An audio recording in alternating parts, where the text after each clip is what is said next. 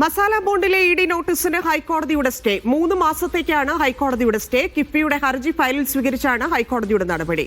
മറുപടി സത്യവാങ്മൂലം സമർപ്പിക്കാൻ ഇഡിക്ക് നിർദ്ദേശം നൽകി. ഹർജി ഹൈക്കോടതി വിശദവാദത്തിനായി മാറ്റി.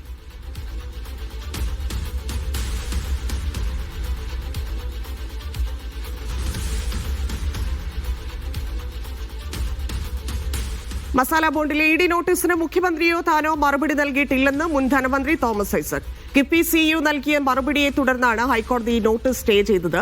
എന്തിനാണ് തന്നെ ചോദ്യം ചെയ്യാൻ വിളിപ്പിച്ചതെന്ന് ഇഡിക്ക് ഇപ്പോഴും അറിയില്ലെന്നും തോമസ് ഐസക് പറഞ്ഞു. അങ്ങനെ അങ്ങ് വരട്ടാനൊന്നും നോക്കണ്ട. ഇവിടെ ആർക്കും നിങ്ങളെ പേടിയില്ല. അതുകൊണ്ട് ബഹുമാനപ്പെട്ട കോടതി ഇനി കാര്യങ്ങൾ കൂടുതൽ വിശദമായി പരിശോധിച്ച് ഫൈനൽ തീർപ്പ് തരട്ടെ. എന്താണ് തെറ്റ്? റിസർവ് ബാങ്ക് അനുവദിച്ച കാര്യം ചെയ്താൽ എന്താ തെറ്റ്? അതുകൊണ്ട് ഒരു അടിസ്ഥാനമില്ലാത്ത യഥാർത്ഥം എന്താണെന്നറിയാം. 1,00,000 കോടി രൂപയുടെ പരിപാടിയല്ലേ കിഫ്ബി എന്ന് പറയുന്നത്. ഡൽഹിയിൽ ഇരിക്കുന്നവരുടെ ചിന്ത 1,00,000 ഉണ്ടെങ്കിൽ എന്തെങ്കിലുമൊക്കെ തട്ടിപ്പുണ്ടാവും.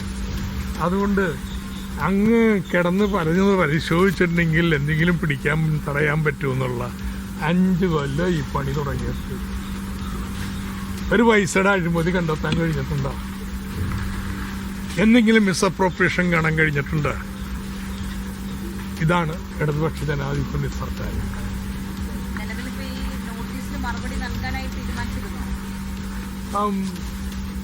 ഇതിലെ സിഇഒ കിഫ്ബിക്ക് വേണ്ടി സമർപ്പിച്ച റിട്ടിലാണ് വിധി ഉണ്ടായിട്ടുള്ളത്. മുഖ്യമന്ത്രിയോ ഞാനോ ഇതിന് ചെയ്തിട്ടില്ല. പക്ഷേ സിഇഒ സമർപ്പിച്ചു. ഇത് നിരർത്ഥകരമായിട്ടുള്ള ചാർജ് ഷീറ്റാണ്. അപ്പം അതിന് കോടതി സ്റ്റേ ചെയ്തു. ഫർദർ നടപടിയില്ല. അതുകൊണ്ട് അഡ്ജുഡിക്കേറ്റർക്ക് ഞങ്ങളിപ്പം മറുപടി നൽകണം. ലിഡിയ ജേക്കബ് ചേരുന്നു. ലിഡിയ, എന്തുകൊണ്ടാണ് കോടതി സ്റ്റേ ചെയ്തത്? തെരഞ്ഞെടുപ്പ് അടുക്കുമ്പോഴുള്ള ഇഡി നീക്കമെന്ന് നേരത്തെ തന്നെ സർക്കാർ പറഞ്ഞിരുന്നതാണ്. അത്തരത്തിൽ നോക്കുമ്പോൾ സർക്കാരിന് ആശ്വാസമാണ്.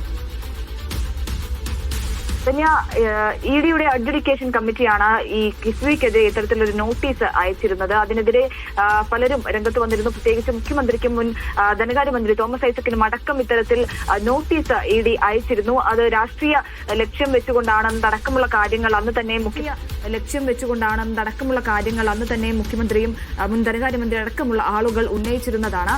അതിൽ കഴിഞ്ഞ തവണ ഹൈക്കോടതി ഇത് പരിഗണിച്ചപ്പോൾ, കിഫ്ബിയുടെ ഹർജി പരിഗണിച്ചപ്പോൾ പറഞ്ഞിരുന്നത്, അതായത് ഇതിലൊരു പ്രാഥമിക വാദം കേട്ടിരുന്നു. ഹൈക്കോടതി ഒരു പ്രാഥമിക വാദം കേട്ട ശേഷമാണ് ഇത്തരത്തിൽ 3 മാസത്തേക്ക് നോട്ടീസിന്റെ നടപടികൾ സ്റ്റേ ചെയ്യാനായി ഹൈക്കോടതി ഒരു ഉത്തരവ് ഇറക്കിയിരിക്കുന്നത്.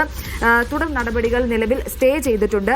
കിഫ്ബിയുടെ ഹർജി ഫയലിൽ സ്വീകരിച്ചുകൊണ്ടാണ് ഹൈക്കോടതിയുടെ ഈ നടപടി.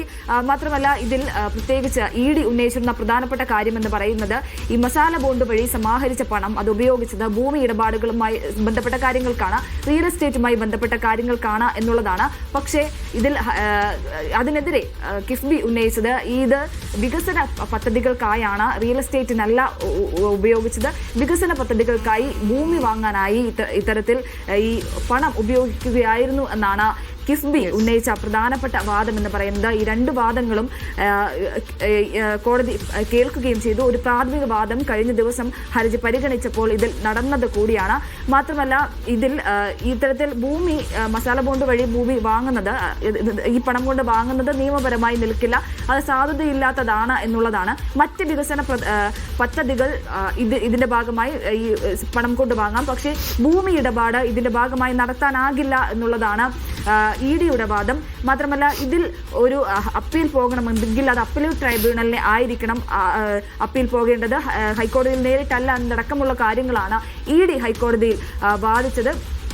അതിലൊരു പ്രാഥമിക വാദം കേട്ട ശേഷം ഹൈക്കോടതിയുടെ ഭാഗത്തു നിന്നും ഒരു ഇടക്കാല ഉത്തരവ് ഉണ്ടായിരിക്കുകയാണ്. 3 മാസത്തേക്ക് ഈ നോട്ടീസ് അയച്ച നടപടികൾ സ്റ്റേ ചെയ്തിരിക്കുകയാണ് എന്നുള്ളതാണ്.